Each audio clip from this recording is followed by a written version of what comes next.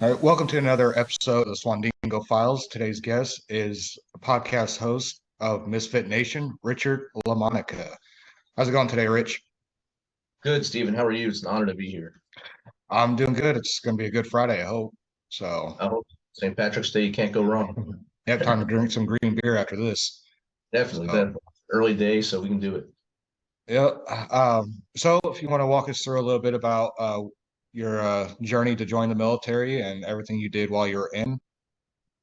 Awesome. Yeah, no problem. So I was born and raised in Jersey City, New Jersey. I was the fourth of four children. We grew up in a railroad style apartment, so that meant there was no hallways between rooms. You walk from room to room to room, living room to my sister's room, my parents' room, and then three boys in one room. So three boys in one room cannot be good at any time, no matter how old you are. It's not a good time. Being the youngest, I learned to be tougher in that room, especially since I was the youngest I had to fight. My dad served in the army, and when I was little, I'd sit with him. I really don't remember which one we were watching. I think it was wars in Israel, probably because the Vietnam War was probably ending by that time. That I would remember, but we'd watch the news and see soldiers on TV. I said, I want to do that. And that was in the 70s. And I went through my, growing up and stuff, went to high school, and my whole plan was to go to the army. That's all I wanted to do was join the army and follow my dad's footsteps and my grandfather's footsteps before him. And then as I was about to go into senior year, I was too young to sign the papers myself. So I had to go to my dad and ask him, and he said, "Hey, enough of us have served. You need to go to college." I said, "What?" So I'm not ready for college. I haven't taken a course to go to college. I've taken all the things that other people take to just get through school, like carpentry, graphic arts, and stuff like that. He said, "Well, it looks like you got to have a plan." So my whole senior year, instead of messing around with all my friends, I was taking sophomore sciences, junior sciences, maths. My whole day was jam packed, and I had to take the SAT, which of course I had no prior planning to take that either. Somehow I passed it. Somehow I got to college. So my freshman year of college, I went to Berkeley College in New York. Second year, I went to St. Peter's College in Jersey City, New Jersey. Just kind of treading water. I didn't want to be there. Like most kids, I didn't want to go to college right away. So I joined the football team at St. Peter's, and that way I can hit people at least and have fun. We sucked. We lost 14 straight games. And then at the end of that, I was like, "Look, Dad, I'm old enough now. I can't do this college thing right now. I'm not ready. I'm going in the army." He said, "Okay, just don't go in the military." I said, "Okay." So I signed up and I went to chemical instead, NBC at that time. And my first duty station, infantry. My first 6 years in the army was with the infantry. I said that worked out well for us, Dad. So that I learned I was at Stewart first with the mechanized infantry, went to Korea for a year, then to Campbell for 2 years with the light infantry. And so I learned a lot in the infantry and I learned how to be a leader. And I wound up finally getting my first squad was with the chemical company here at Fort Campbell. uh, I really didn't get a lot of time there because as soon as I got my squad, I got orders to leave here to go to Fort Riley and Mm. go to another infantry unit. So there it is again. Just keep going back to combat arms. And so we did that. I was there in 9/11. We were deployed to Kuwait already when 9/11 occurred. So we were already on the ground in Kuwait when 9/11 occurred. So we didn't really believe it happened because we didn't have the news back then like we do now. Everything like zapped forward to you there. We were on a patrol along the border and we got called back saying Threat Delta. What? Stop making jokes. Come on, we just gotta get back for ice cream. Everything's all right. We get back and my lieutenant's like, "Yeah, the World Trade Center's been hit." I said, "Stop messing around, sir." Because my backyard in New Jersey, I can see the Twin Towers. So I was like, "Don't mess around, sir. I know a lot of people that work over there." I sent one of my young sergeants. I said, "Go to the CNN tent and check out what's going on." He came back and said, "Sergeant, stop doing before you get in trouble. It's real." And everything just flipped the switch from ice cream and peacetime to now we're the first people deployed. Really, we're the first people overseas, even though it's Kuwait, but we were there. And Kuwait now is a curse when you say deployed. Then it was the place to be. So uh, from there, we stayed there until December. We pushed everyone up into Afghanistan and stuff. They sent us back to Fort Riley and put us on gate guard, and then sent us to NTC to train to go to the desert so we can go to war, even though we were just in the desert. 2003, I went back to Ramadi, Iraq with Fort Riley, with the brigade headquarters, 1st Brigade headquarters. We were in Ramadi from 2003, 2004, fought on the streets there the whole time. It was a very kinetic city, of course. It stayed a kinetic city throughout the war, pretty much. Ramadi was a hotbed for love of the Americans from the side. I rotated back, did some I guess, admin jobs.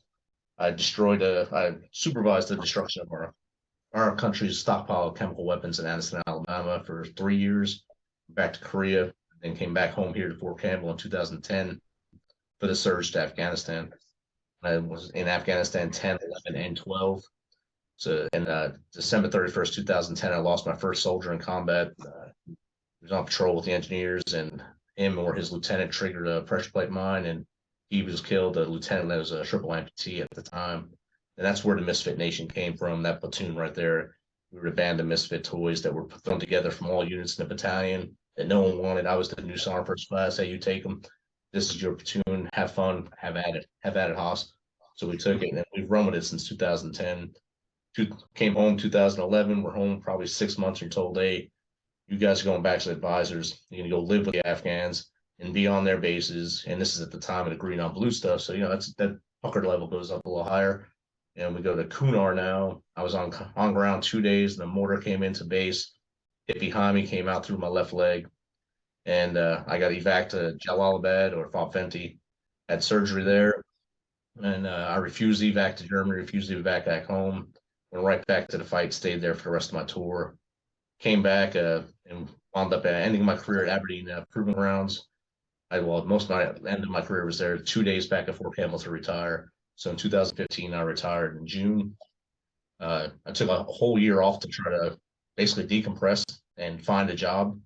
So exactly 365 days after I retired, I got a job with the Mission Continues, where they hired me to mentor fellow veterans as they went through a fellowship program in their hometowns to try to do their transition a little better, transition back to the communities a little better, to give back to their communities, and then also have the community welcome them back. Did that for 2 years, and then I took a job on Fort Campbell where now I train soldiers. And in that time, I started my master's at Georgetown. I achieved that in 2020 during the pandemic. Of course, I wasn't able to walk the stage because of the pandemic. I was told by a professor there I shouldn't go any higher because I'm not an academic. So I said, okay, challenge accepted. So I started my doctorate. I started the process right after graduation, and I'm 3 classes from my doctorate right now. Also, at that same time is when I started the podcast, Misfit Nation. So I asked a bunch of my soldiers from the Misfits. I said, is it all right if I use the name? Yeah, you can use the name. So do that. And at first, it was started to just bring guys and gals on to get their story off their chest.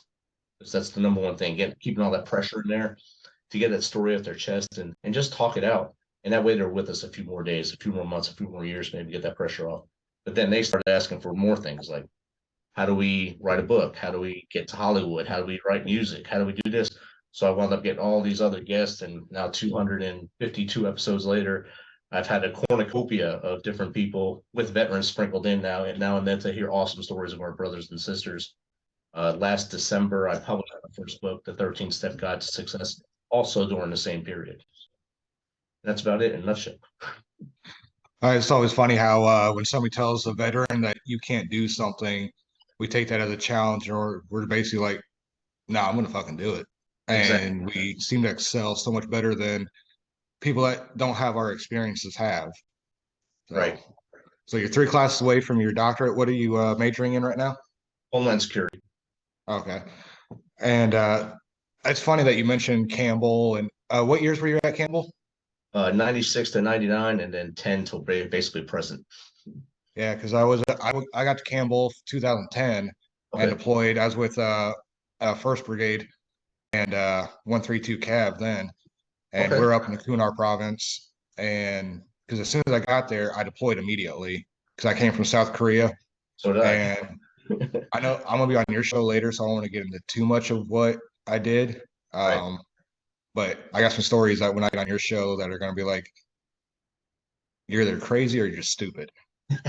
Maybe a little bit of both, but Fast um, stones. yeah. But we were all the way up in the Hindu Pass up there, where I'm sure you remember Cop Keating. Yeah. Yeah, we're up there. We were the next unit after, of course, that took over up there from 4th Infantry Division. But it was that was like the Wild West up there. So I'm not gonna lie, I am really surprised that we didn't lose a lot more than what we did. So I can't wait to have you on and talk about that side of the mountain. So that'd be great. Yeah, I had a good time though at Campbell. I'm not gonna lie, that was my favorite duty station. We had pretty good leadership at the lower levels.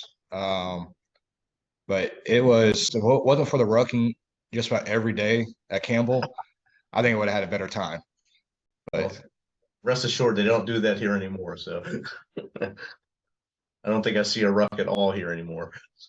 really, that's Oh, not fair. it's very sad. Yeah, that's like because I mean that's what they're known for is rucks and walking everywhere. I mean it's all light infantry. I mean Your life. Fort Knox is bigger land wise than Campbell, but Campbell's got a lot more soldiers, of course. Right. So because it's all light infantry, so Exactly. that doesn't make much sense. But I guess times change. I guess It so. definitely. Out of all your experiences, what do you think drove you the most to become so successful after you were transitioned out?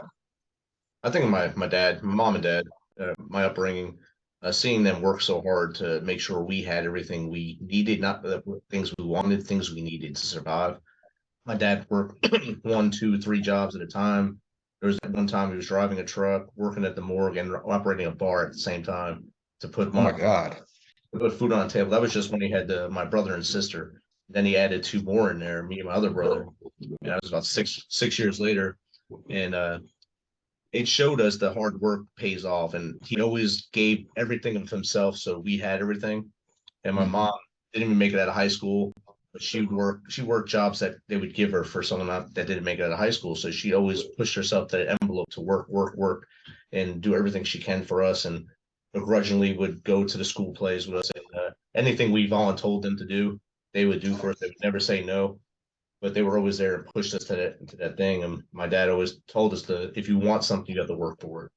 And I think that plus my career in the military pushed me to say, if you want to do something, you have to do it. And like you talked earlier, the challenge accepted rule, the Barney Stinson rule there.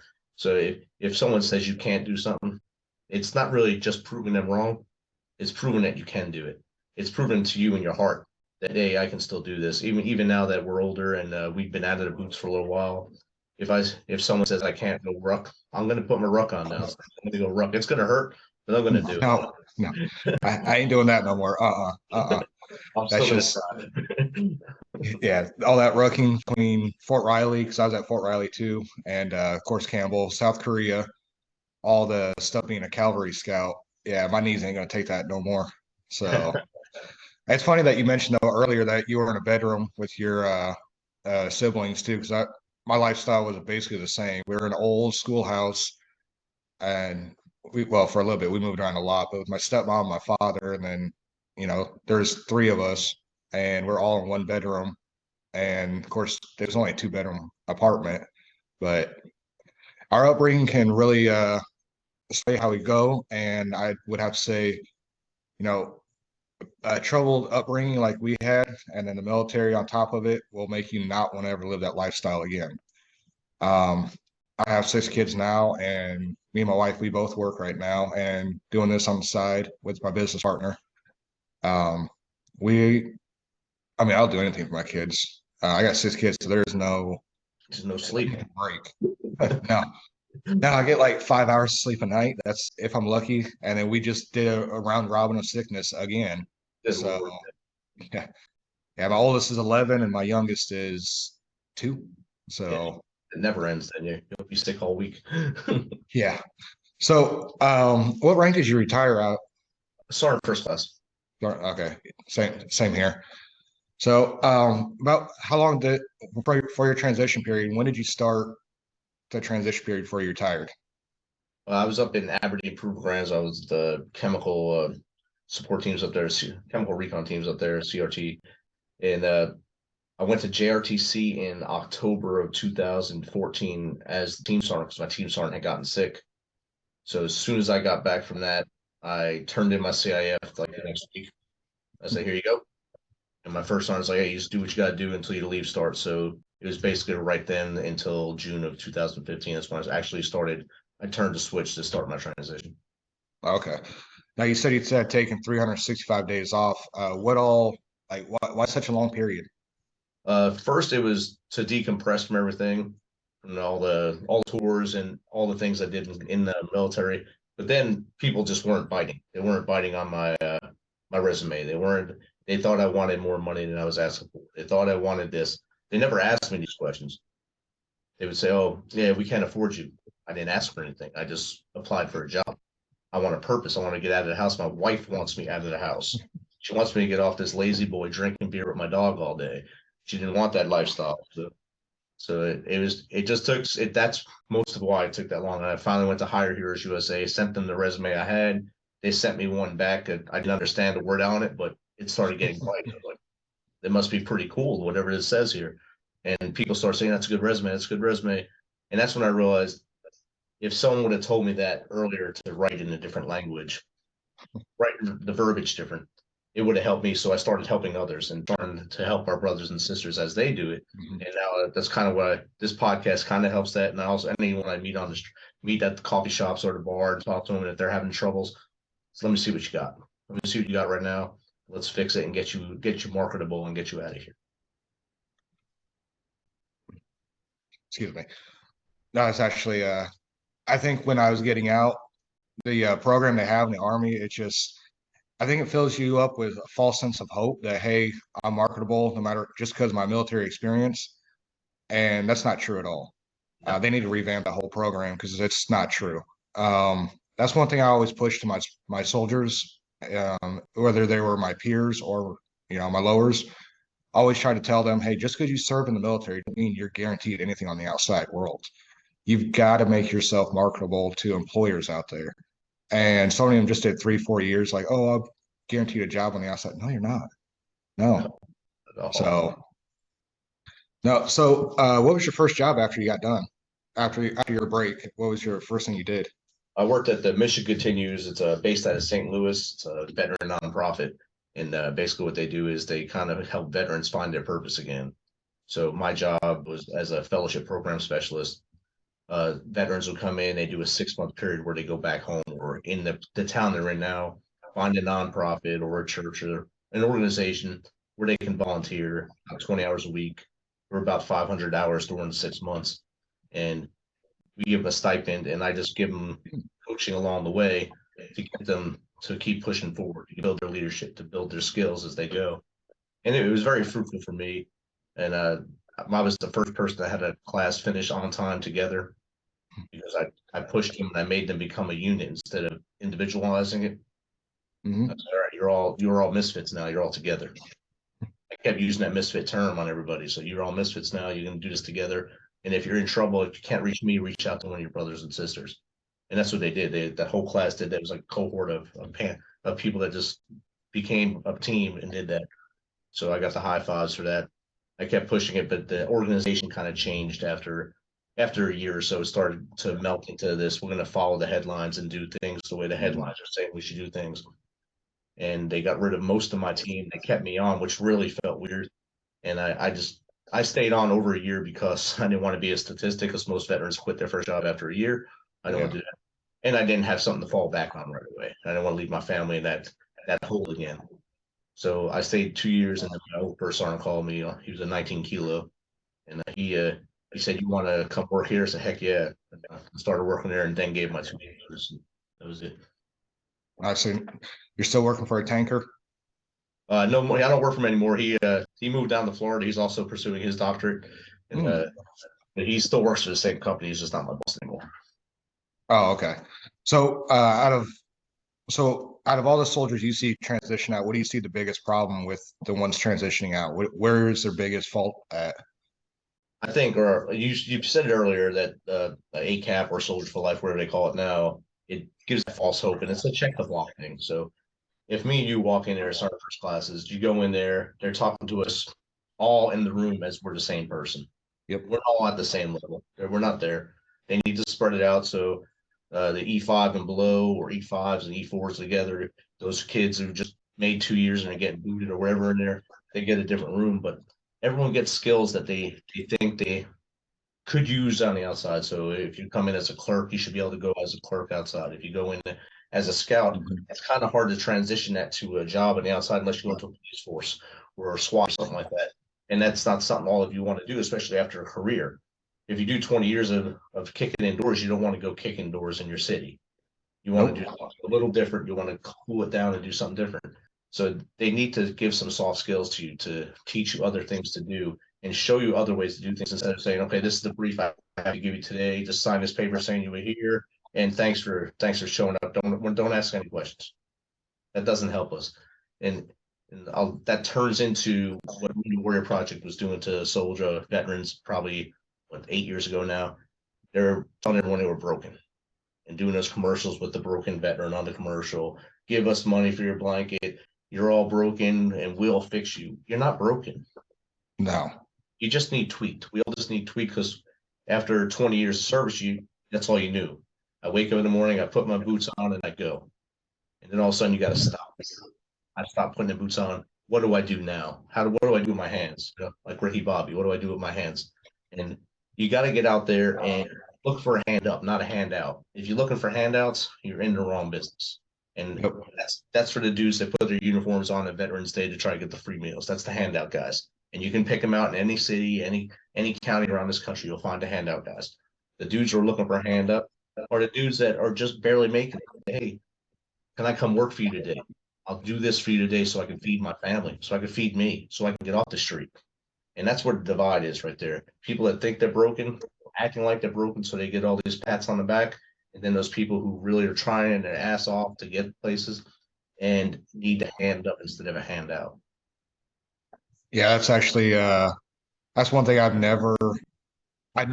like going into the restaurants be like, hey, for the like Veterans Day meals and stuff like that. I don't even like being like, yeah, I'm a veteran. My wife, she'll be like, oh yeah, he's a veteran, but I'm like, I don't like announcing it. I'm not ashamed of my service, so it's just like I'm one of millions of veterans, and there are ones that are worse than me out there that need more help just because of their situation. Right. I'm very fortunate. You seem like you're very fortunate to, work your butt off to get where you are. So, but I don't like getting free stuff. Now, if it's like a $5,000 thing I'm buying, hey, you got a veteran discount, so not a couple hundred off maybe, but that's the only time I ever say anything about it. But I'm proud of my service. I just don't announce it. Like, give me stuff. I want, my business partner, me and him are working together, and he's giving me a hand up, and he's trying to bring me up and get me out of my shell so I can get, become more successful. So how can people get find you and get a hold of you on your social media handles, stuff like that? It's pretty easy. The misfitnation.com. That's TheMisfitNation.com. That everything's on there. All my socials are on there. Misfit Nation podcast at gmail.com. I think every social media is either my name, Rich LaMonica, or the Misfit Nation. So if it's a rap group, it's not me. If it's red, white, and blue, it's me. Okay. If it's this symbol, here, it's me. There's also a Misfit Space Nation. That's a rap thing, and people get a little confused why I'm promoting them, but I'm not. Got it. So, well, it was a pleasure talking to you today. I look forward to speaking with you here very soon and learn some more experiences from you. And congratulations on everything you've accomplished so far and 3 classes away from your doctorate. Yes, sir. So you're definitely crushing it better than a lot of veterans have done. And that's quite an achievement for somebody. So especially somebody on our side of the branch, the enlisted side. So most of us just see us as angry old coffee drinking, beer drinkers, and never going to succeed except for blue collar jobs. But you're definitely proving everybody else wrong. Right. So that's my goal, I think. Deep down inside is my goal. I'm getting there. I'll be there soon. I know it. So all right, I appreciate you hopping on, and I'll be